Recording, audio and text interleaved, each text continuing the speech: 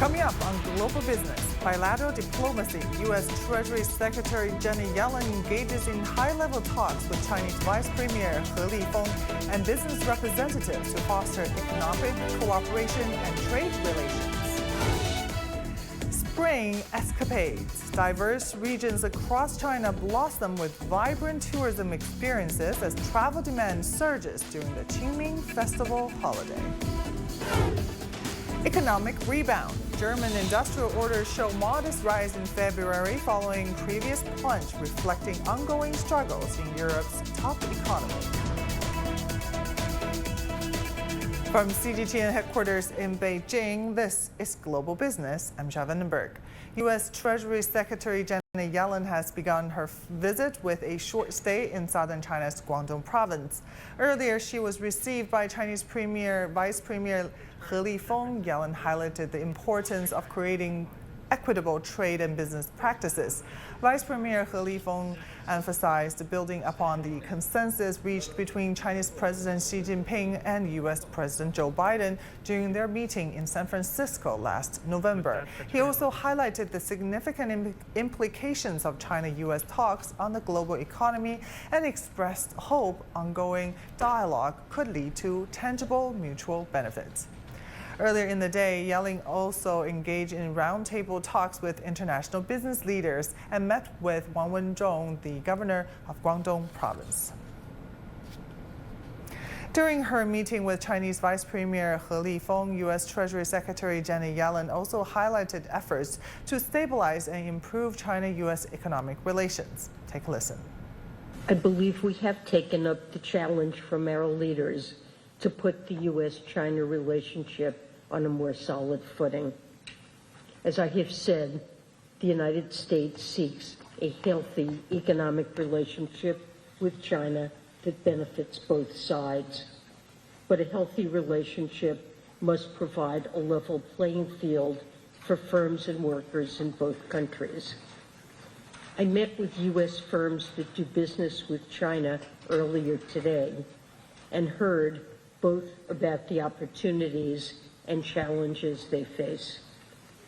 It also remains crucial for the two largest economies to seek progress on global challenges like climate change and debt distress in emerging markets and developing countries, and to closely communicate on issues of concern such as overcapacity and national security-related economic actions. Working groups on trade and commerce from China and the U.S. have held their first vice ministerial level meeting in Washington. Leading the Chinese delegation is Wang Shouwen, representative for international trade negotiations and vice minister of commerce. Wang met with Marissa Lago, U.S. Undersecretary of Commerce for International Trade. The focus was on the implication of the important consensus reached at the San Francisco meeting between President Xi Jinping and Joe Biden and their recent phone calls. The two sides agreed to maintain close communication with enterprises on both sides and jointly support bilateral trade and investment promotion activities. Other areas for cooperation are clean energy technology and women's health. Lago will lead a delegation to China later this year for the second vice ministerial level meeting of the working groups. Now, for more discussions on U.S. Treasury Secretary Janet Yellen's visit to China, let's bring Li Yong, Chief Researcher of DNC think tank. Li Yong, good to see you. So how can Secretary Yellen's visit enhance U.S.-China collaboration, especially in economic areas, given the warm welcome she received during her trip? Well, I would like to use the word CARE as an acronym. To talk about the possible ways of boosting bilateral cooperation. One, I think it should be consensus-based on the meeting between President Biden and President Xi Jinping. And I think that is the foundation of the bilateral relations moving forward. And the second, I think, is to advance the agenda of communications and cooperation.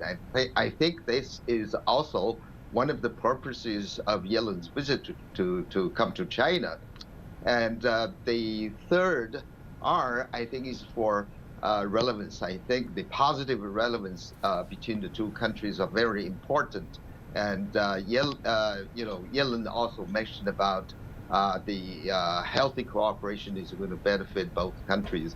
And lastly, I think the one of the results is going to enhance the exchanges between the two countries.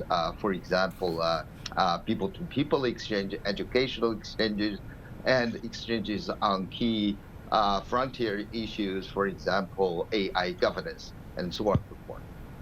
Back to you. And how does Janet Yellen's trip underscore the potential for mutual benefits in U.S.-China relations, particularly in innovative sectors? Well, we have to admit that we are facing some sort of challenges in the cooperation in the innovative sector, but I think it has become an increasing consensus, between the two countries, particularly in businesses and science and tech circles, that cooperation is going to benefit both countries, not just economically, but also scientifically and technologically.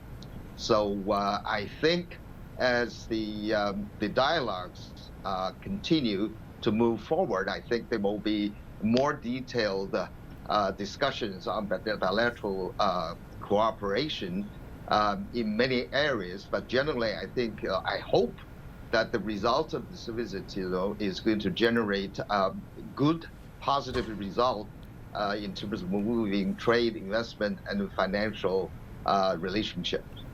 And there's this article from Bloomberg recently about the efficiency of China's electric vehicle industry. What's your take on that, considering the concerns about China's overcapacity? Well, I think the reports by Bloomberg pretty much depicted the picture of reality. First, I think there's not a kind of overcapacity type of situation, and the report says that I think allegation is over exaggerated and oversimplified in many aspects. First, for example, in terms of price. The Chinese EV, for example, exports of EVs, the price actually doubles the domestic price, and in terms of the ratio of export to production, China's EV export is not even close to the auto manufacturing countries like Germany, Japan, and Korea. And if you look at the inventory level, the data does not suggest that we have that kind of China has that kind of overcapacity.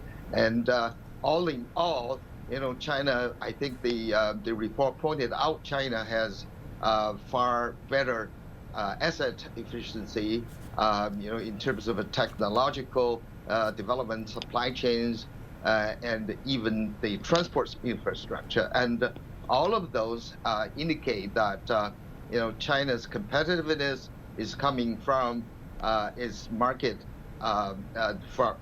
is market driven, and is not there. It is not really kind of an overcapacity issue. It is, I think, an issue that I think all the concerned parties should objectively look at, and be fair to the Chinese EV manufacturers. Yeah, definitely. Thank you so much for your insights. Really appreciate your time. Li Yong, Chief Researcher of DNC Think Tank, for us. To gain insights into the expectations surrounding Yellen's visit, our Aaron Liu interviewed Michael Hart, president of AmCham China in Guangzhou. China and the U.S. are expected to exert more joint efforts to improve bilateral economic and trade ties. What are the expectations for U.S. Treasury Secretary Janet Yellen visit? So this was the second time that Secretary Yellen has been to China in the last 12 months. Second time she also met with the business community. This time she had, I think, a larger schedule. She's in Guangzhou and Beijing this time. And she had said that where we are with relations now versus a year ago, definitely U.S.-China are having better relations, more detailed discussions.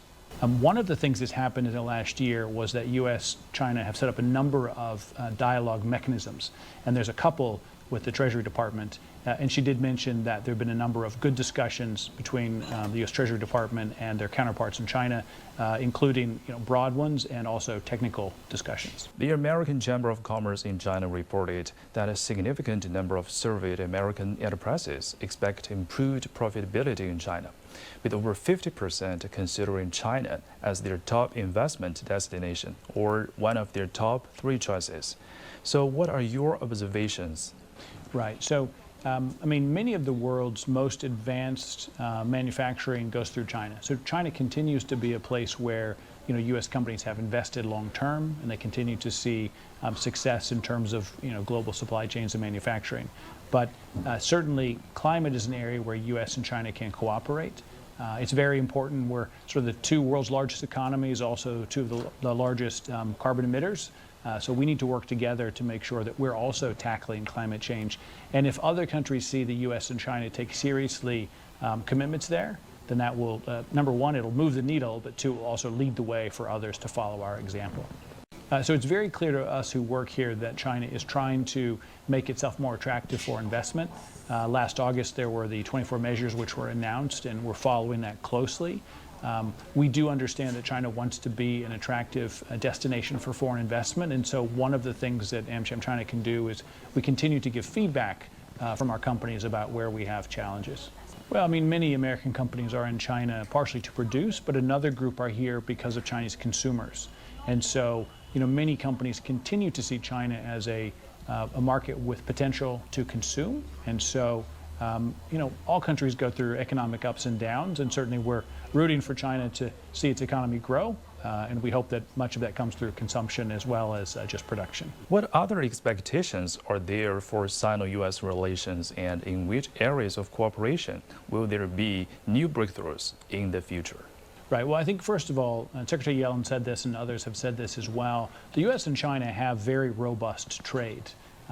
Each of them is a very significant trade partner for the other, so there's plenty for us to gain through two-way trade in both directions. Also, there are a number of issues that the U.S. and China are critical for the globe in terms of climate and other issues where if the U.S. and China don't cooperate, no one can make progress. In a new development on the final frontier, China and Thailand agreed on Friday to jointly work on the International Lunar Research Station. Sun Ye has more. On Friday, China's National Space Administration and Thailand's Ministry of Higher Education, Science, Research and Innovation signed a MOU on the exploration and peaceful use of outer space. And another MOU on cooperation for the International Lunar Research Station was also signed. Thai Princess Sireenhong witnessed the signing. The MOUs have taken forward the long-standing space cooperation between the two countries. The Chang'e 7 mission has selected a global space weather interface device jointly developed by the Thai Ministry of Higher Education and the Thai National Economic Research Institute. It would observe cosmic radiation and space weather from the perspective of the moon. Chang'e 8 can carry 200 kilograms of international payload, and we have also received applications from Thailand for multiple lunar operation robots and scientific payloads.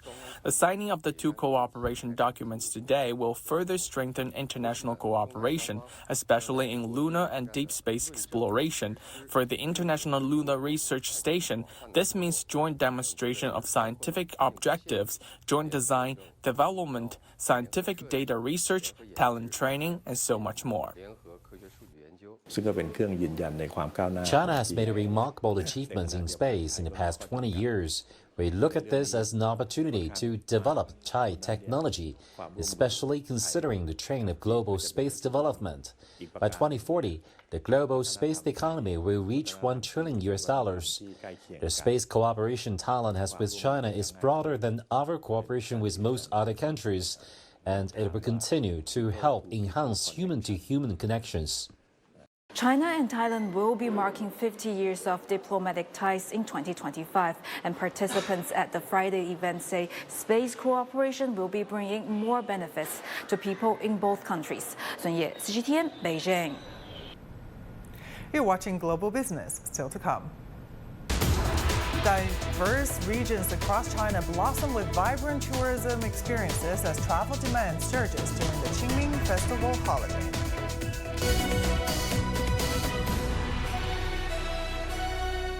The world economy as we know it is about to change. Global Business reports highlight emerging markets, developing countries, and dynamic sectors worldwide. We feature top analysts and newsmakers to provide perspectives on every facet of business. From an on-the-ground perspective, we provide you with balanced and objective assessments. Fast, sharp, and insightful. Global Business, only on CGTN.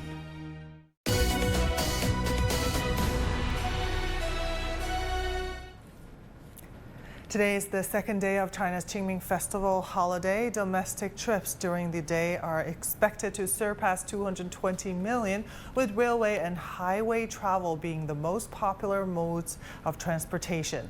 As the holiday comes to a close tomorrow, the travel rush is expected to peak as people head home. Box office receipts have topped 600 million yuan after reaching a record high on the first day of the three-day holiday.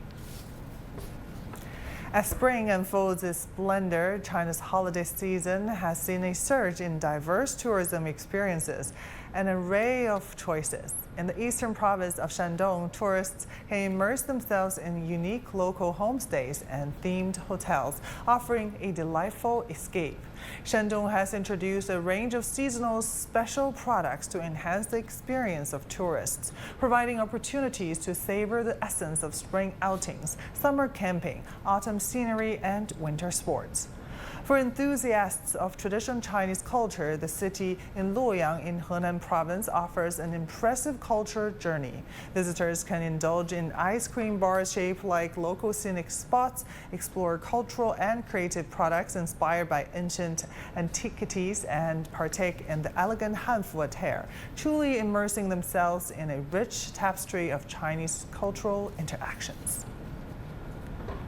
As the demand for travel during the Qingming Festival continues to rise, domestic travel agencies are gearing up to meet this increased interest. Lei Shuran provides additional insights into this emerging trend. China's tourism industry is expected to see a further recovery over the three-day Qingming holiday. The National Immigration Administration anticipates about 1.8 million in or outbound passenger trips every day during the holiday, up 74.5% year-on-year. Many travel agencies, including Trip.com, also found reservations for trips on their platforms rocketing.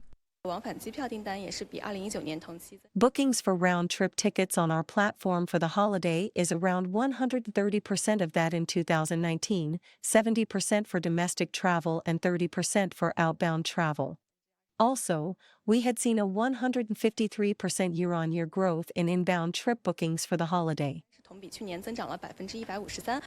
Since it's only a short holiday, tourists are mainly opting for short-distance trips, but there are some even taking several days off this week to prolong their vacation, flocking to some faraway destinations to enjoy the spring scenery there. I'm in Thailand for the holiday. I took 3 days off, and now I have 8-day holiday. Many of my friends who also made the same choice are having trips in places like Qinghai Province, Phuket, and Jeju Island. The visa-free arrangements between China and an increasing number of countries have also made traveling more convenient and accessible. Previously, we have to apply for visa when we go to Southeast Asian nations like Singapore. Now it's much more convenient. We don't need to spend a lot of time on trip preparation. We can go whenever we want now.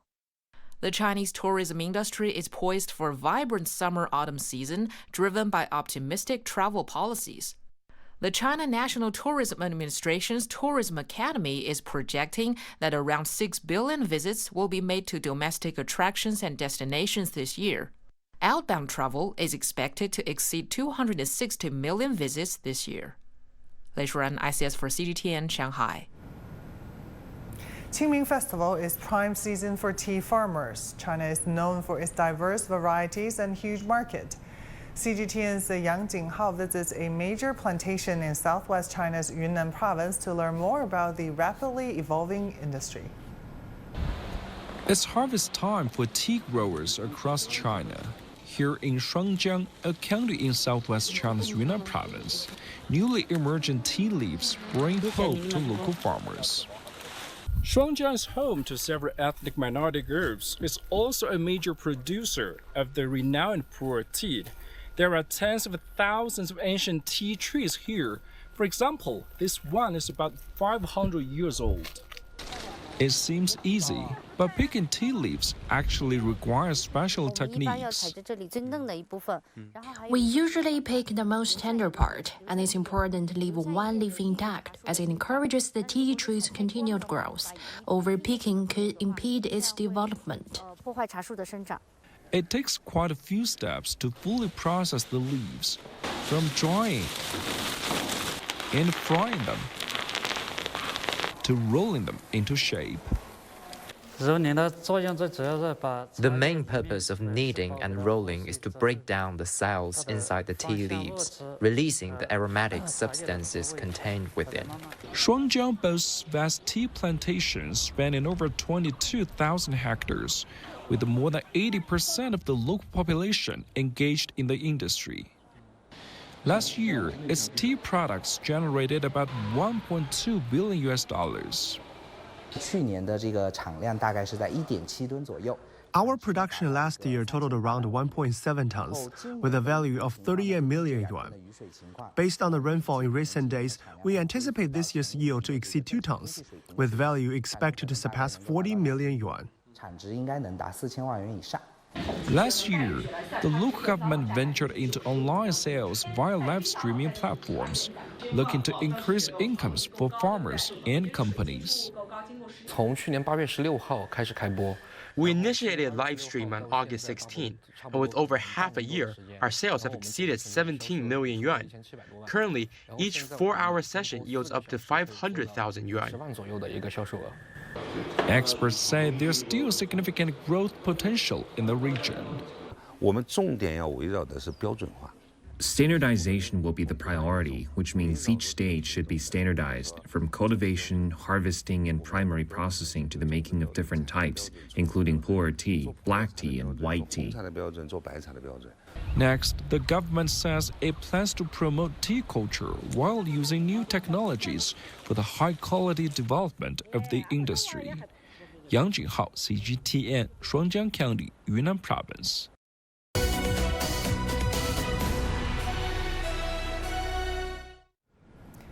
Now let's take a look at some other business headlines from around the world. U.S. non-farm payrolls added 303,000 jobs in March, significantly surpassing market expectations of 200,000. Additionally, the unemployment rate decreased to 3.8% in March from 3.9% in February, indicating sustained strength in the U.S. jobs market. In Germany, industrial orders experienced a slight increase of 0.2% in February compared to the previous month, following a substantial decline of over 11% in January. This growth comes amidst a weak industrial demand, contributing to a broader downturn in the German economy. Meanwhile, the Reserve Bank of India opted to maintain its interest rates at 6.5% for the 7th consecutive policy meeting on Friday. Governor Shakti Kanta Das emphasized the nation's robust economic growth prospects, enabling policymakers to maintain focus on inflation and ensure its decline to the 4% target. A new report by the World Resources Institute shows that global action to reach stated deforestation goals is falling short, despite some pockets of advancement, notably in the Amazon. CGTN's Paulo Gabriel reports the new data shows the global forests remain under tremendous pressure. Despite some positive news coming from specific regions, the global loss of tropical forests remained a big problem in 2023, According to a report released Thursday by the World Resources Institute, the world lost a total of 3.7 million hectares of tropical primary forests last year. That's 9% less than in 2022, but still equivalent to losing almost 10 football fields of forest per minute, and not enough to put the world on track for reaching the goal of zero deforestation by 2030. Forest cover losses in Bolivia, Laos and Nicaragua due to wildfires and agricultural expansion were highlighted by the researchers as among the most dramatic, while the positive highlights came from Colombia with a 49% reduction in 2023 and Brazil with 36%. Both Brazil and Colombia had changes in leadership in the past year or so, and the new administrations in those countries really put forests as a priority. Here in Brazil, environmentalists have praised the country's progress in reducing devastation in the Amazon, but concerns remain over how much further that protection can advance and about the destruction taking place in other forest ecosystems across the country. The Cerrado, Brazil's savanna region located in its central zone, is among the worst hit, with a growing loss of forest cover, about 48% in 2023, mostly due to agricultural expansion. And despite improvements in monitoring and control actions, experts say even more resources are still badly needed. We have good experiences on systems to monitor. We have the right people, but we need to increase the number of people that are supporting the combat of deforestation in Brazil. But the type of the problem that we are facing here demands stability, demand investments, demand the commitment from the private sector. Despite a growing consensus around the world on the need to preserve forest land, this new data suggests much more action is needed on the ground to support environmental goals. Paulo Cabral, CGTN, São Paulo. And that will do it for this edition of Global Business. I'm Xiao Vandenberg in Beijing. Thank you for watching. Bye for now.